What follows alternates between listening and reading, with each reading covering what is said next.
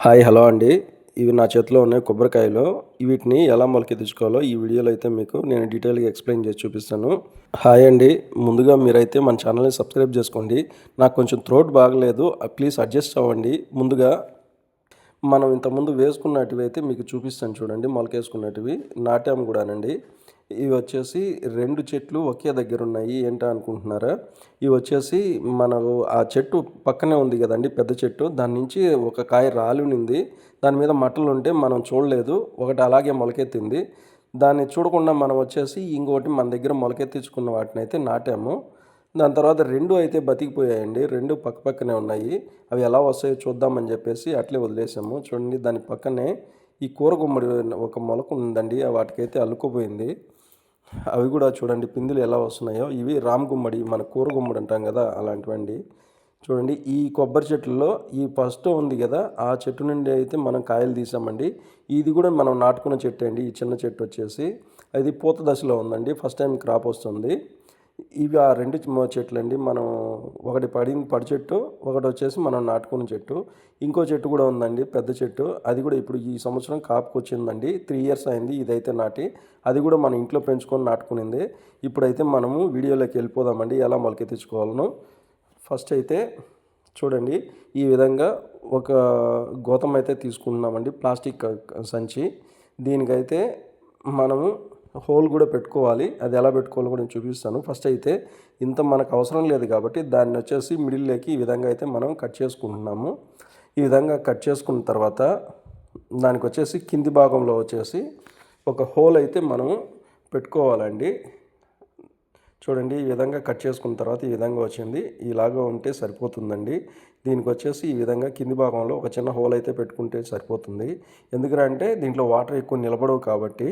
First అయితే మనము దీనికోసం అయితే ఏం చేద్దామంటే ఫస్ట్ మన గార్డెన్లో ఉండే సాయిల్ మట్టి అండి. మట్టి అయితే అడుగు భాగాన్ని పోస్తున్నాము. యాక్చువల్గా అయితే మొక్కలు నాటుకోవడానికి కింద అయితే శాండ్ పోసి దాని తర్వాత అయితే మనం మట్టి పోస్తాము. కానీ దీనికి ఆపోజిట్లో ఉంటుందండి. ఎందుకంటే మాయిశ్చర్ అనేది కింద మట్టిలో అయితే ఉంటుంది. ఆ మాయిశ్చర్ని శాండ్ అయితే లాక్కుంటుందండి ఎంత కావాలన్నా అంత. నా థ్రోట్ అయితే బాగలేదు, కొంచెం అడ్జస్ట్ అవ్వండి ప్లీజ్. ఇప్పుడు మనం వచ్చేసి ఈ కొబ్బరికాయలను వచ్చేసి ఈ విధంగా అయితే మనం పెట్టుకోవాలండి. పైన వచ్చేసి మొదల భాగం వచ్చేసి పైకి రావాలండి. యాక్చువల్గా వీటిని ఎలా మనం సెలెక్ట్ చేసుకోవాలంటే దీంట్లో వాటర్ అయితే కంపల్సరీగా కొంచెమైనా ఉండాలండి. మనం ఉంచినప్పుడు ఆ సౌండ్ అనేది మనకు తెలియాలి ఆ వాటర్ ఉన్నట్టు. అలా అని చెప్పి ఫుల్గా ఉండకూడదు. ఈ విధంగా మనం కాయలు పెట్టేసుకొని ఈ విధంగా శాండ్ అయితే పోస్తున్నామండి. ఇవి ఎక్కువ భాగము శాండ్ పోస్తేనే అవి మొలిసేదానికి ఆస్కారం ఉంటుందండి. ఎందుకంటే మట్టి పోసామంటే దానికి టైట్గా అయితే అయిపోయి అది మొలవడానికి అంత ఇదిగా ఉండదండి ఆ క్లైమేటు. సో ఎక్కడ కానీ మీరు చూసుంటారు ఇసుక నేలల్లోనే ఎక్కువగా కొబ్బరి చెట్లు మొలుస్తుంటాయి. సముద్రం అంటే దగ్గరలో ఇట్లా ఉంటుంది. కానీ మన సాయిల్లో అంటే అది ఎక్కడైనా బతికిపోయే మొండి మొక్క అంటే మన కొబ్బరి చెట్టు కూడా ఒకటి అండి. కాబట్టి ఈ విధంగా మనము ఆ పై భాగాన్ని అయితే పైకి పెట్టుకోవాలి. ఎందుకంటే కిందికి పెట్టామంటే ఆ 3 కండ్లు ఉంటాయి కదండి కొబ్బరికాయకి, అవైతే కుళ్ళిపోతాయి అన్నమాట. కాబట్టి అవి పైకి ఉండాలి, ప్లస్ వాటర్ ఉండాలి. ఈ విధంగా అయితే మనం పెట్టేసి దాంట్లో ఇసుక అయితే పై వరకు పోయాలండి. పైన వచ్చేసి కొంచెం కనపడేటట్టు మాత్రమే పెట్టుకొని దానికి మనము కంపల్సరీగా ఇసుక పై వరకు పోయాలి. లేదరా అంటే మొలకెత్తడం కష్టం అనమాట. యాక్చువల్గా మొలక రావడానికి మినిమం అంటే 4 మంత్స్ నుంచి 6 మంత్స్ అయితే పడుతుంది.